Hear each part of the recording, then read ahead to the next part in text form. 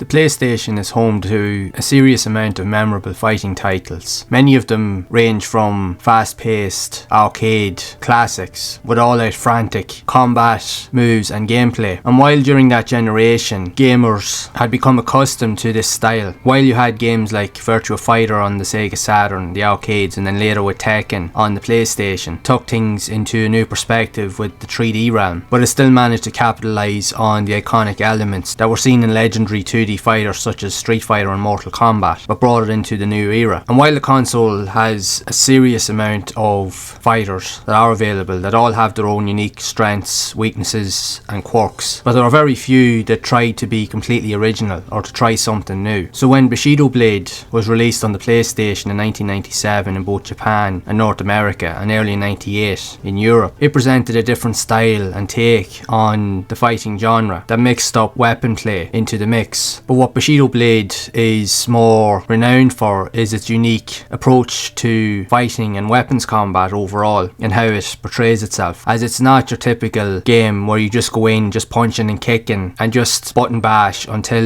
you eventually become the winner. Instead, there is a level of strategy in this game, as unlike other fighting games, you don't have a health system in particular, as one deadly strike can prove fatal, whereas with other games you'd always have to keep beating your character down until eventually you depleted their health bar. In Bushido Blade, that doesn't happen at all. If you hit them at the right point, you can literally end their life, or in many cases you can incapacitate certain limbs and body parts that will restrict their level of movement, even slowing them down entirely to a point that they have to alter and change their approach to the fighting dynamic, so they have to go more defensive or try to use the environment around them in order to avoid combat entirely. So this was a very, very different approach to a tried and tested manner with regards to video games. And because at that time we were so used to your typical arcade fighters, the game was still very well received in many cases, but at the same time there was a lot of people out there that didn't really understand the whole constraints of the game, because it's not your typical fast-paced fighter or brawler. You really have to think and take your time in order to be successful with landing hits on your opponents or utilising the environment to your advantage. Very few fighting games, or if any at that time, had ever been able to manage to accompany all of those traits. So you have a variety of different characters that are available in the game, all with their own different capabilities, fighting styles, stamina levels, strengths, weaknesses, and they all have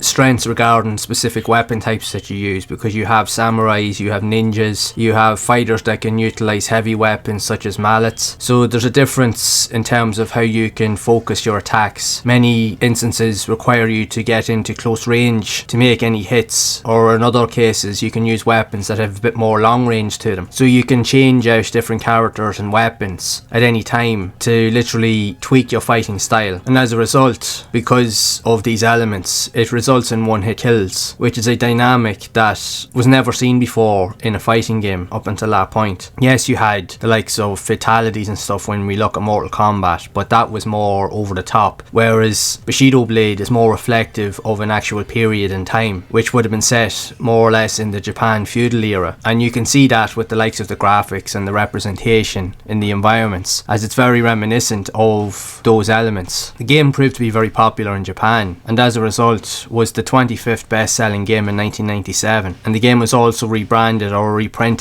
under different labels and more budget entries further into the game's lifespan. And even with the reviews in the magazines, many players liked the approach to the game, even though it took a while to understand the various concepts, and in many cases for some players it didn't go down so well because they were so used to playing the likes of Tekken and Street Fighter or Mortal Kombat. So for most players it was a struggle to adapt to this new dynamic or play style. And the funny thing is about it, Bushido Blade, while it is unusual but yet unique at the same time, it did produce a sequel a year later with Bushido Blade 2, and there was another game that was inspired by it early on during the early days of the PlayStation 2 console with Kengo, Master of Bushido, that utilise very similar traits. But there's been very few games ever since then that have been able to utilise this style. If anything, Bushido Blade pretty much is the definitive version of this type of game out there that you can find, because it was something that was so different for its time and so unique that it just stood out among an array of amount of fighters that were out there on the PlayStation during that period. But what was even more cool with regards to elements of the game is the fact that you can explore, which was also another unique trait that allowed you to run around or run away from enemies. So if someone was approaching you, you could choose to fight or choose to avoid combat altogether and go and explore. Now mind you, they would still be chasing you, but you could traverse through many of the game's distinct environments, from forests to lakes, rivers, building sites, villages, beaches, even down into the likes of tunnels and sewers, where you could continue the fight, which was definitely a really cool trick. And for me personally, my first experience looking back on this game, I have to say now, I absolutely love Bushido Blade. I think it is a masterpiece in what it's trying to do. And the fact is that it was developed by Squaresoft, of all companies, that were mainly known for doing RPG games when you look at the likes of Final Fantasy VII. This was a very different take on what they were used to doing. And considering this is one of their first attempts at producing this style of game, they really knocked it out of the park. This is quite possibly the best game on the PlayStation for what it tries to do. There's no other game really like it out there, and like I said, there's no other game that has really been out there since that has been better than it, if ever. It is a masterpiece. Yes, it was released at a time during a multitude of other arcade fighters, but for those that wanted something different, this was the game to go to. And I personally agree with that, because my first experience with it, going back to it, was when a friend of mine had the game and he took it over to the house one day, and I didn't even know that he had the game. And now he loved it, he thought it was really good,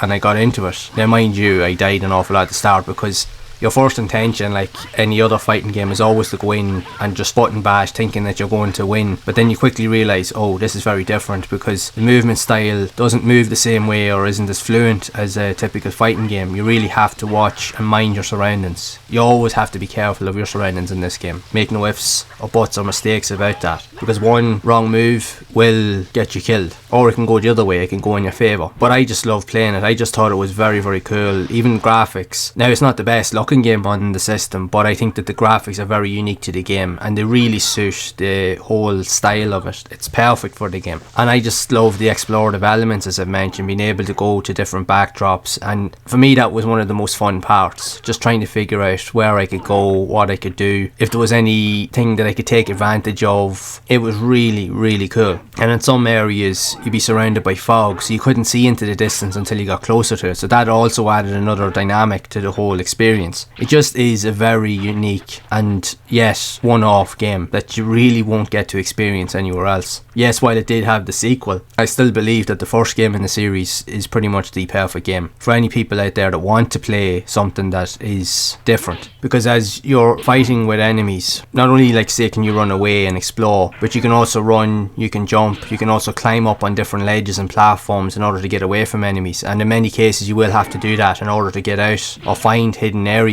and small arenas so that you can continue the fight. Even another cool feature is that your weapon strikes also influence the environment around you. In one instance you're in a forest full of like bamboo trees or sticks, and if you swipe your sword, depending on the weapon that you're using, you can literally slice the tree completely in half and you'll see it fall over. So you can even use that as a distraction towards your opponent so that you can try and hit them with a fatal strike. So there's so many elements in the game, like going back to, like I said, that you have to be mindful of your surroundings in order to gain an advantage over your opponent. It just has all of those elements in it. Like the game is very smart in how it presents itself and what it's trying to do. But you not only do have, say, the combat styles, you can play even from different modes. The game also includes a practice mode and a first person mode, so you can play through the eyes of the fighter, so you can see where the weapons, you can understand the player's stance, how you can approach, how you can block, and if you do take a hit, the difference in terms of your fighting stance can be altered in an instant. You can lose the power to use your leg, which means you're crawling around on the floor very slowly. You can literally use the use of your arms as well, so you could end up just having a sword in one arm and you can't even use the other, or in most cases you can even use the use of the other arm, which means it leaves you completely open to attack. I just think overall this is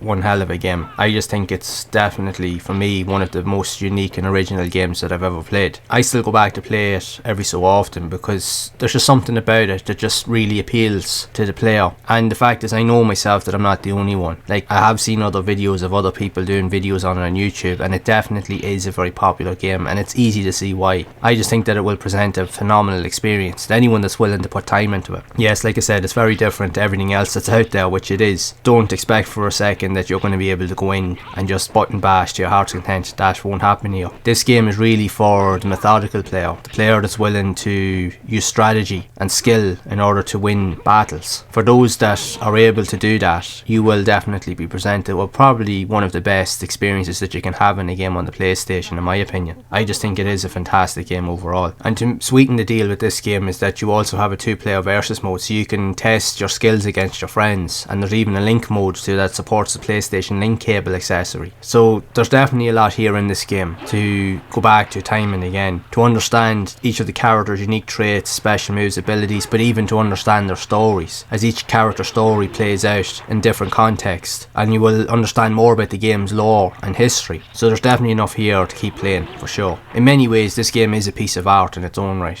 and I do believe that it is definitely one of the most underrated gems on the PlayStation that deserves a lot more love and respect. And for those out there that have played it, they will understand, because they'll know how good it really is. And I would love to know your thoughts of this unique game if you have played it yourself on the PlayStation, and what do you think of it overall? Do you enjoy these more obscure and one-off style fighting games, or do you prefer your more mainstream arcade fighting games with the likes of Tekken and Street Fighter and so forth? So be sure to share it down in the comments below. And if you have enjoyed this video, make sure to leave a like, subscribe to the channel and hit that bell to be updated of future content. And if you would like to see more videos around other unique games like this here that were also released on the PlayStation, then you can check out the playlist on screen to see more of those games in action. And as always, keep those gaming memories alive.